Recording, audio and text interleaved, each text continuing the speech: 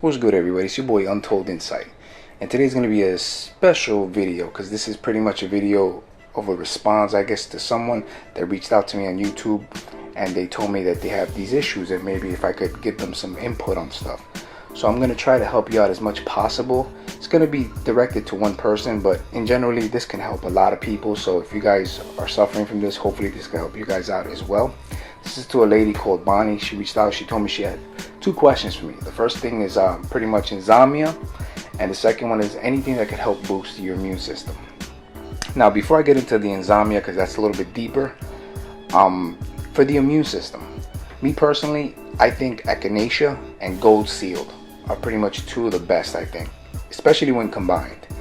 I'm gonna have a link in the description box. You can click it and it's gonna give you it's going to actually send you to a page which I think is called Natural News, if I'm correct, and from there they're going to give you foods and herbs and all types of things you can use to help boost your immune system in general. Okay, the information there is pretty solid and legit. It's everything that has to do with natural things, so hopefully that could help you out when you need the stuff for your immune system. You could check that out. Also vitamin C, high dosages, because it's very powerful antioxidant. And just two things to keep in mind that I don't know if the page will touch on it or not, but the way you eat and if you're exercising or not. If you're a little bit overweight and you're towards leaning more the obese side, that could actually play to messing with your immune system. Also, exercising helps keep your body fat levels down and stuff like that, which is also good for you. Those things in general, with overall taking the supplementations that you need, will help build up back your immune system. You also may be deficient in things, and you also may be allergic to things, so you may want to check all those things out. You may also have a lot of metal and toxins like mercury and stuff in your system, so you may want to test for a lot of those things. Those also can help you figure out and also help you in deciding what ways you're going to boost up your immune system. Like I said, check that link out. And hopefully that could help you out with the immune system in general. Now we're going to touch on the insomnia. Insomnia is very, very complicated things, because I know a lot of people deal with this in many different ways, and this pretty much hurts a lot of people. Grown-ups, kids, anybody, men, female. Insomnia is a big part. For me, I could touch on it pretty much I guess in an aspect, because I do suffer sometimes from it, not very intense, but I could get it under control. But when there's situations that I have things going on in my life that making me worry, or like any type of headaches or issues like that, the insomnia does kick in. But I've already learned how to combat it, so I'm gonna give my take on what it takes and what helped me, and maybe it could help you guys. Pretty much I'm gonna touch on a few herbs, about 9 of them that I think are the top ones that help, but a lot of people are confused about a few things that I'm going to clarify for you guys in this.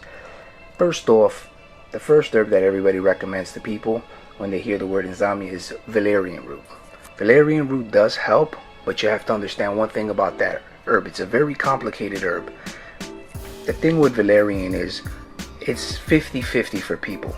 It also could help people sleep, and in reverse, you could be the other 50% like myself. If I take valerian root, what it does to me, it causes insomnia. It doesn't let me sleep. It has a reverse effect on me. This pretty much is split down the line with everybody. So understand this. You could maybe taking the valerian root, and that's where maybe having more trouble sleeping. Okay, just remember that about valerian root. It doesn't work for everybody. I could take valerian root, works better for me during the daytime than in the nighttime. If I take it in the daytime, because remember, it's also a muscle relaxant / tranquilizer. Right? It's not a super relaxant to relax the immune system and relax the mind and relax all that to help go to sleep. It's more for pains and more of just tranquilizing. That's what that herb is more good for. Now, chamomile is another one. Passion flower, lemon balm, catnip. Catnip is also great for sleep, and is also great for indigestion, like I said before in previous videos. So you may want to also check out catnip. California poppy, that's also very good for relaxing and also inducing sleep. Skullcap is good, but skullcap is like valerian, so remember that. It's more of a relaxant in the sense of muscles for pains, and it's also a tranquilizer. It's not good for more sleeping. If you wanted more of a sleepy herb, you may want to go with hops. Hops is more for sleeping in general. Also kava root is also great. These are the 9 herbs that I think. But you have to remember one thing. Most of these herbs are just relaxants. Okay? They help reduce stress. What that means is it helps your body start getting into a state where you could sleep. You may also want to start taking things away, like if you're laying down at night, how are you getting before you get to sleep? Do you have the TV on? Are you watching an action-packed movie? All this contributes to the insomnia, because if you're watching a movie that's intensive and it has your mind occupied, you're not going to go to sleep, and these herbs are not going to help. You may want to put something a little bit more laid back, a little bit more relaxing, that could help. Also, you may want to also try aromatics, stuff like scents like lavender, really good for sleeping. If you have one of those, I guess they're diffusers that throw up in the room, you may want to use that, but be careful if you do have animals, because some of those aromatherapies are very bad for animals, especially cats, because cats' lungs are different from dogs. They don't really, they can't really take a lot of, I guess, toxins. The cats are a little bit more fragile than the dogs, so be careful with that as well. And this is pretty much all I have on insomnia and stuff like that. You may also want to try some like yoga, also listen to some relaxing music and stuff like that. These are things that could help you sleep. And if this doesn't work, there's something else that I do recommend, and there's a lot of studies on it. You guys could check up on it. Melatonin is very good, and that's what I use a lot too. I use it every night. Usually 3 milligrams to 5 milligrams is good. The highest you could do in melatonin without, it's not bad for you in general, but the most you should do is 10 milligrams. That's the strongest dose. You shouldn't do anything stronger than that. You got to remember too, whenever you start using these herbs, they're not going to just kick in and automatically start working. You got to start building it up.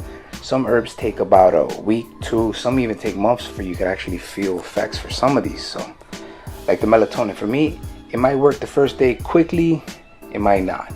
It might take 2 or 3 days, then the melatonin starts to kick in and they all help you just get better sleep when you fall asleep. There's not going to be anything that's going to help you just completely knock out. You have to pretty much work on that aspect, and once you can get a little bit just getting yourself into that state of going to sleep, then the herbs, the melatonin, and everything else I told you can play a huge part into this. You know what I'm saying? So hopefully this video is informative to somebody, and hopefully I answered your question, Bonnie. If I could be any more helpful, if it helped you out in any way, hopefully it did. And I will be putting out more videos. I didn't really get deep into valerian root, but I know you wanted me to touch on valerian, so I'm going to tell you a little bit of the medical uses that it's good for as well. It's also good for bedwetting. It's also good for colds. It's good for coughs. It's good for confusions. It's also good for cramps. It's good for depression. It's good for dizziness. It's good for drug addictions. It's good for the gravel that's in your bladder. It's good for head congestion. It's good for high blood pressure. It's good for pretty much pain. It's good for shocks. It's good for spasms. Like I said, it's a tranquilizer. It's good for your ulcers. It's good for urinary tract infections. It's good for getting rid of worms, for expelling them. It's also good for your nerves, and it's a great heart tonic. It's good for nausea. It's good for muscle pains. For your menstrual cycle, they say it's good for insomnia, but like I said, when it comes to insomnia, it's 50-50 depending on the person. You may be one of these persons that are like me. It's not good for us at night, but pretty much it's good for us during the day. Alright, so like I said, hopefully all this was informative to you, and I know you wanted me to touch on the valerian. Lemon balm, you also asked me about the lemon balm. The lemon balm, I've taken it, don't get me wrong, I've taken it in tincture forms, I've taken it in tea. It's a relaxant. It's a mild relaxing. And combined with valerian, like I said, they could surge good or they may not surge good at all. The lemon balm may actually be making you want to go to sleep, but the valerian, like I said, could be playing that 50% different chance, and it could actually be fighting off the effects of what the lemon balm does. You may just want to try the lemon balm by itself, and maybe that helps. You could try them in teas, capsules, or you could do it my way, the way I love everything, which is in tincture forms, because I feel that's the strongest way you get them. And I'm going to be putting out more videos, everybody. Like I said, hopefully this helped you out, Bonnie, and this helps out anybody else. And like I said, don't forget, the stuff for your immune system will be in the description box. I have the link below. So just click on the link and it will take you to the page, and it'll give you some foods and herbs, like I said, for your immune system to boost it up. Once again, it's your boy Untold Insight, and I'm gonna keep trying to drop more videos on more herbs and stuff like that. If you guys like me to review or put any input on any other herbs, please let me know. Send me a message, leave a comment or something, and I'll answer it as soon as I could. Okay, everybody, peace and love. To the next review.